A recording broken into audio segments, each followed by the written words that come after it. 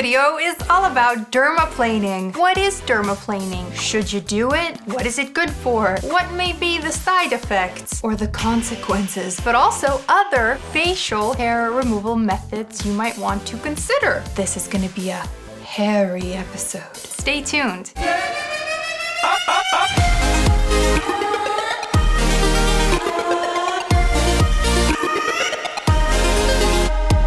Hi, I'm Olena. Welcome back to my channel. If you're new here, this channel is all about the how and the why of skincare and self-love. A few of my recent clients have been talking to me about dermaplaning, and they've kind of had odd experiences with it, causing quite a bit of clogging and inflammation. And I thought that it would be a really good subject to cover here in case it's a fad that you're super interested in. I know that it can get extremely tempting to try new treatments as they come about, even though this has been around for quite some time, because dermaplaning is just skin shaving. That's all that it is. Derma, skin, planing. I think they're trying to say shaving in a very fancy kind of way so that they can charge $150 to $250 a treatment. It is usually done by medical estheticians or doctors with a scalpel. That's where it's different. Not a regular shaver, but a sharp scalpel, which is kind of the way men used to shave back in the day. They had one large, very sharp razor. So why do people dermaplane? The first reason why people dermaplane is we started vilifying peach fuzz. You know, the little delicate hairs on our faces that every single human on planet Earth has? Yes, up close our skin looks quite a bit more smooth without that little bit of hair. But peach fuzz is totally normal. It's not something we need to fear, and you guys know, recommend not looking at yourself that closely, keeping a 6 distance away from you and your face, because you only see the peach fuzz when you do the leaning in. When you look at people at arm's length, you don't notice their peach fuzz. You don't care. People have wanted to attain that perfectly smooth skin, that glass skin effect. Glass skin looks flawless and smooth, and it's understandable why it's such a big trend. However, glass skin is also totally unattainable in real life. When we have a little bit of peach fuzz, our makeup can look a little bit less smooth.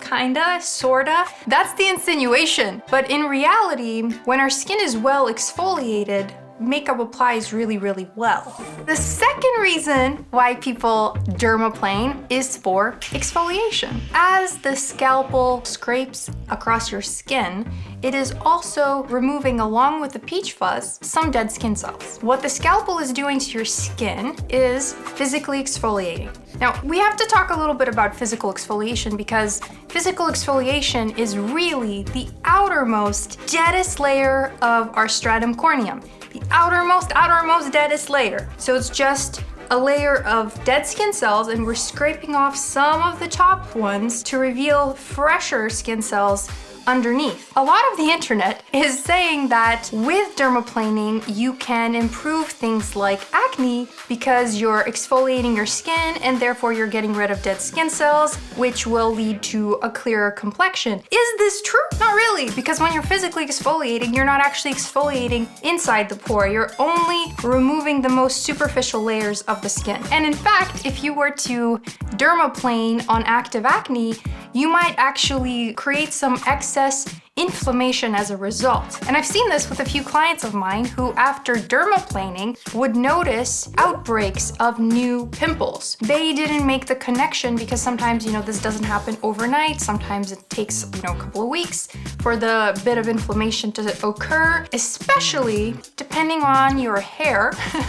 Because sometimes, depending, of course, on the technique, many depends context and nuances, you know how much I love those. Sometimes, depending on the technique, as a result of dermaplaning, you can see some ingrown hairs. That would look like a pimple to you, right? And you might see quite a few of them. You might get a few whiteheads, that sort of thing, as a result. So this is just something realistically that you can expect as a result of dermaplaning, along with, no peach fuzz. So if you're going to consider dermaplaning, what other facial hair removal treatments are there? For example, waxing. There is plucking and even threading. Plucking is the most traditional way, of course, of hair removal, and you're not going to be able to do it all over your face. If, for example, you need to remove over here in your sideburn area, maybe your forehead, I don't know where you have this excess hair that you want to remove, right? With waxing, you might find the most subsequent irritation. Oftentimes it is coupled with, nodules and cysts that are quite deep and painful. Why? Because you've just ripped the top layer of your skin off with the hair, and you've technically irritated the hair follicle. So this is not strange because inside the hair follicle is where a pimple would form, but in this case, it isn't forming because of a blockage, it's forming simply because of irritation there. I really didn't expect that. Normally when you get a pimple, it is because of some clogging, right? Some dead skin cells or heavy products. But after something like facial waxing, it's simply because you removed the hair from the pore and the site of which is now irritated. That can just cause the body to respond like, oh, what just happened here, And as a result, you might experience some bumps, even some painful bumps, okay? And what's really important is at this point, you don't blame your diet, your hormones, your products, right? This is something you have to all become aware of, is when I'm irritating my skin, there might be a response. But am I happy with the results that I'm getting, like the hair removal? And am I willing to go through those potential consequences to come out the other side with the hairless face? Without blaming yourself for this, okay? Or anybody, don't blame anything. With threading, you literally have threads rolling the hair into themselves and removing it off your skin. I find this to be a relatively gentle way of removing your hair. It still can, of course, cause a little bit of temporary irritation and temporary inflammation, but definitely less so than something like waxing that, really not fun for the skin to experience. Hot wax, excuse me, okay. With all these different ways that you can remove hair off your face, which would be the best? I think threading is the gentlest option if I had to choose. I don't do any of these myself except plucking my eyebrows because I don't like inflaming my hair follicles unnecessarily. If your skin is extremely sensitive, like if you have rosacea or eczema, then I would not recommend that you dermaplane or wax your face or do laser hair removal, okay? It's not gonna end well. You've been warned. Once upon a time, upon my own facial waxing experience, I created a mess on my face. Oh man, this was back in my university days. And instead of allowing the inflammation to heal, which it would have if I didn't touch it, instead, I Googled some things on forums, acne forums back in the day. That was a big thing. And somebody suggested aspirin masks. So I applied this aspirin mask to my face for 5 minutes, and then I'm like, no, must dry out these pimples.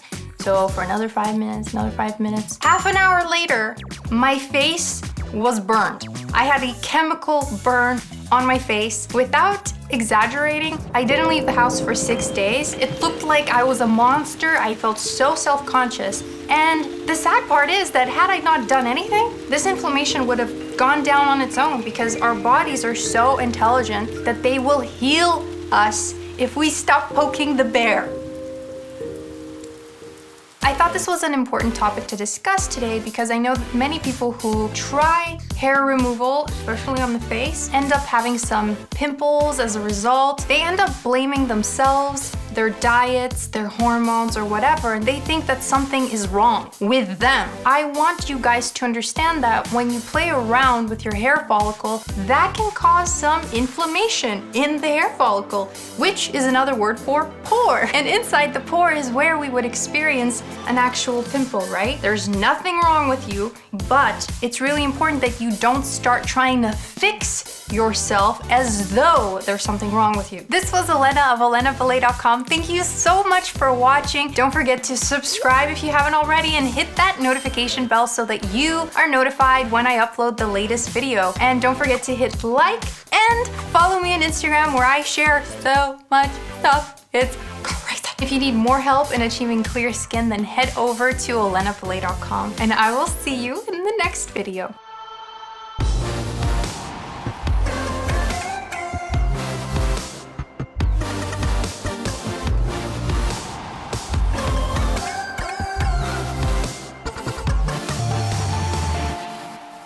No pants.